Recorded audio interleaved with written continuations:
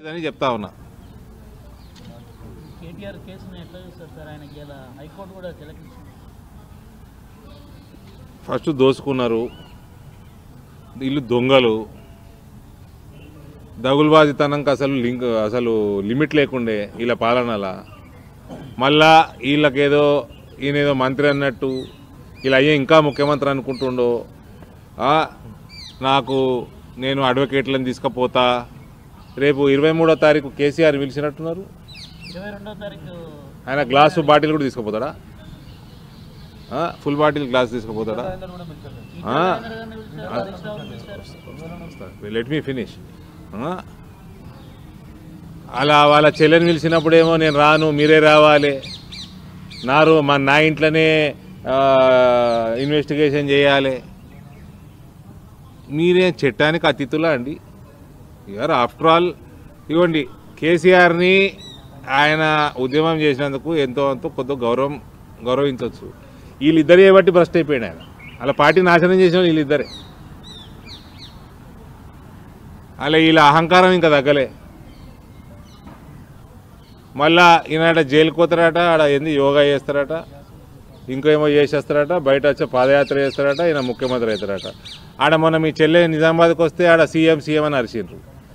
తెల్లారి మీ తెలంగాణ భవన్లో ఏదో మీటింగ్ పెట్టుకుంటే కేటీఆర్ చూసి సీఎం వస్తారు. ఏంది ఒక రాష్ట్రానికి ఇద్దరు ముఖ్యమంత్రులు ఉంటారా? నువ్వు చెల్లె అవుతుందా, నువ్వు అవుతావా? ఇద్దరు జైలుకు పోయినరు. పాదయాత్ర ఓవర్ చేస్తారు. రేపు ఈడీ కూడా పిలిచినట్టుంది 16వ తారీఖు. ఇవాళ ఈడీ దగ్గర ఉండాలి ఈయన.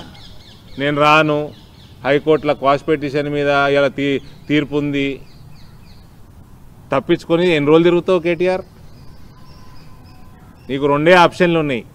దేవుణ్ణి ప్రార్థించుకో, తీహార్ మేళా, చెంచల్గూడ మేళా, ఈ రెండిట్లా దేవుణ్ణి ఓటు కోరుకో అంతే. ఈ 3వ ఆప్షన్ లేదు నీకు. ఇది మ్యాటర్ ఆఫ్ టైం.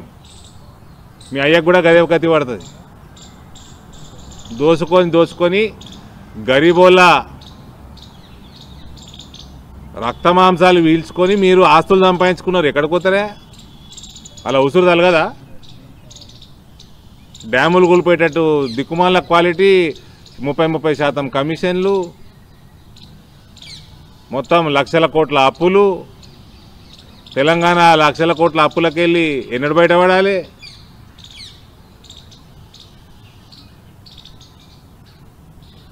తప్పనిసరిగా కేటీఆర్ అనేవాడు he'll go behind the bars for good.